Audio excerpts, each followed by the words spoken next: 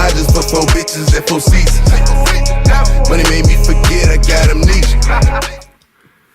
Hey, what's going on, guys? Skogey here, and I'm back with another video for y'all today. Today we're listening to XXXTentacion 17.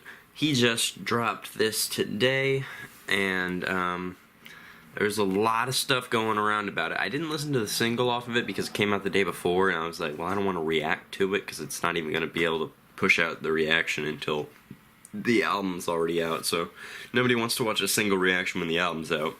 So I didn't even listen to it, but it was with Trippie Redd, I believe, Fuck Love. So there was a whole lot of stuff that came out about this album, and there was some controversy surrounding it. Of course, XXX, like, fake hung himself on Instagram. Still don't know if that was intentional for the promo, or if it was truly an accident like he said he was, because his fans were going fucking crazy over that shit. And he was saying that this stuff wasn't going to sound like his stuff in the past. He was saying that this was for the people who have been through and dealt with depression. I'm interested to hear it. It seems like a very, very dark album, and I don't know if I'm gonna have a good time listening to it, but I'm gonna listen to it anyway. 17, song 1, or track 1, The Explanation. 17. A collection of nightmares, thoughts, and real-life situations I've lived. 17 is a number tattooed on the right side of my head. My own personal number. I put my all into this in hopes that it will help cure or at least numb your depression. I love you. Thank you for listening. Enjoy. You are literally entering my head. Okay, well, let's delve. Track 2, Jocelyn Flores.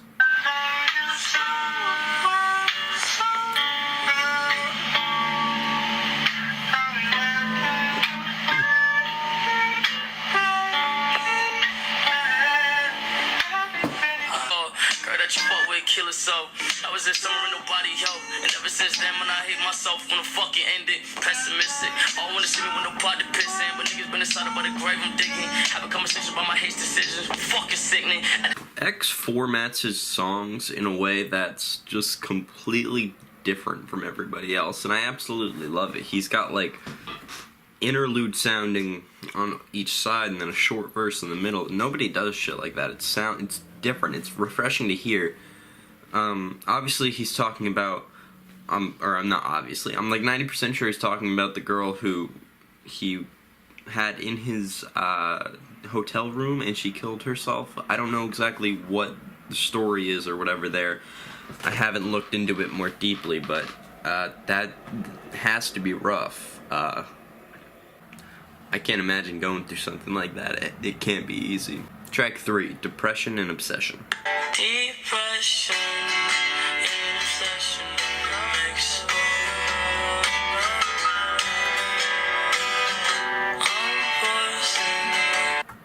I love how minimalistic the production is. Even, like, he knows, like, when something doesn't call for much, there's no point to put that extra shit there. In his banger tracks, like, he's always had, like, a lot, whatever, but, like, he knows he's trying to make a banger, but he knows when he's trying to get a point across to keep it down, too, so what he was saying is definitely very, very true.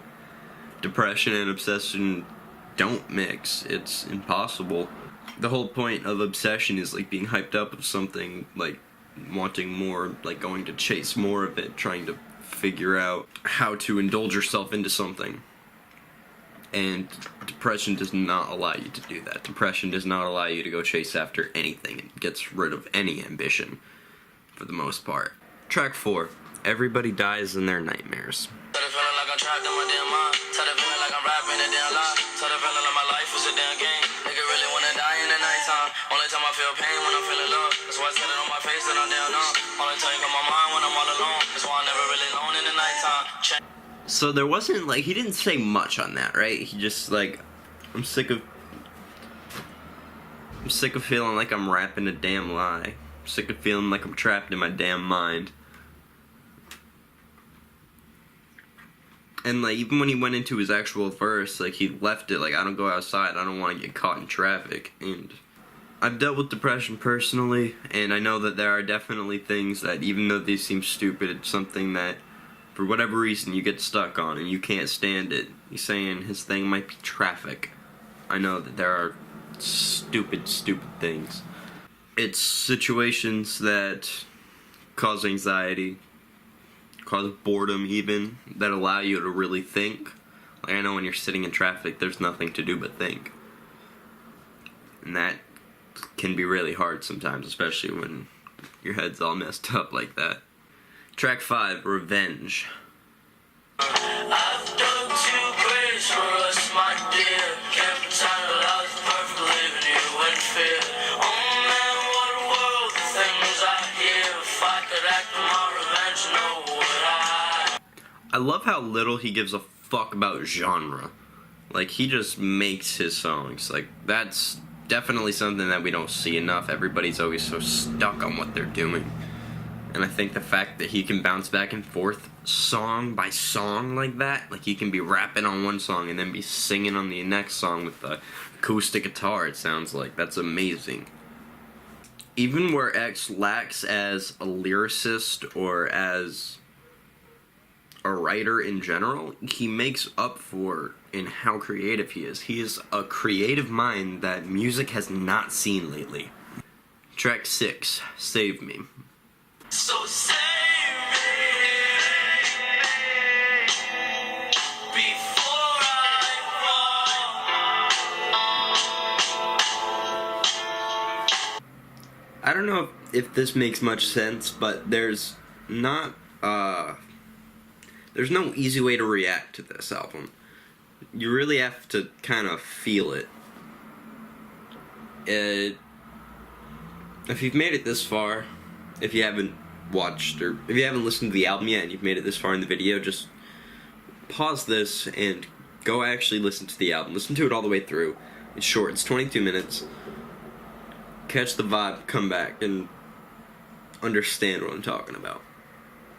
Track 7, Dead Inside Interlude.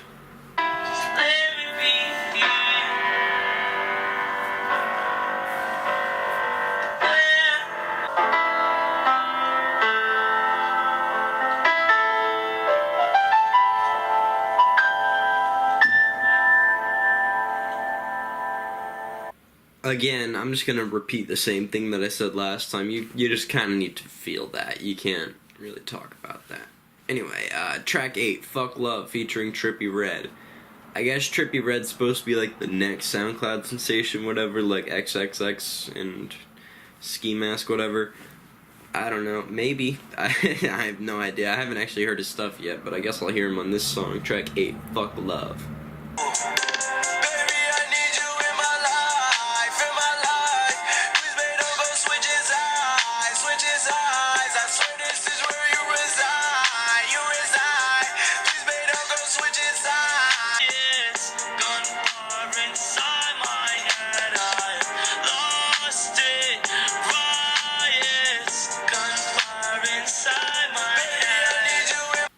Trippie kind of sounds like SoundCloud's Freddie Wap. I feel like he's gonna get really big and then die down really quickly like Freddie Wap did. Track 9, Carry On. Trapped in the concept, falsely accused, misused, and misled, bitch, I'm hoping you fucking rest in peace. Now the fact that I'm alone is fucking comforting, and I can't seem to shake this fucking feeling in my... Carry on, life flights, so just carry on with this pain inside of my chest, got no choice but to carry on, Because I haven't said anything negative about it yet, I guess I'll throw that in here, because there have been 2 real quarrels that I've seen so far. And I feel like that song probably represents them best.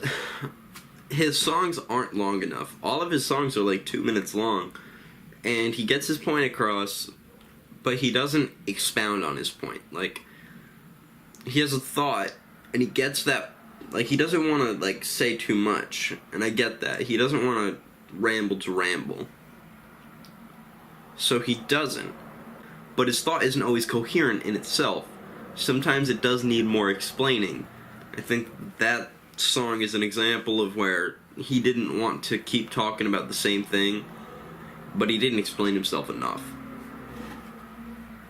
Track 10, Orlando. So nobody wants that. wants life to end.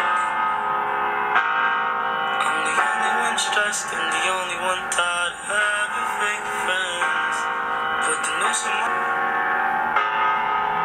can't keep love at all.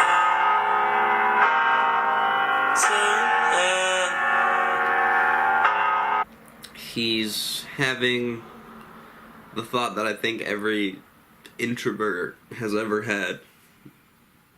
I'm alone. There's nobody thinking like me, there's nobody acting like me. I'm alone in this.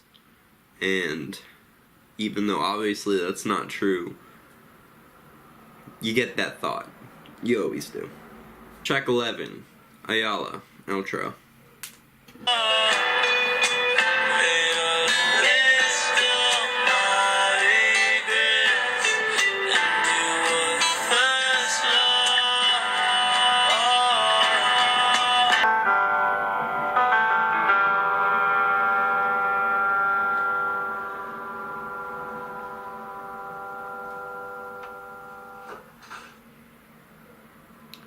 Alright, so that was the album.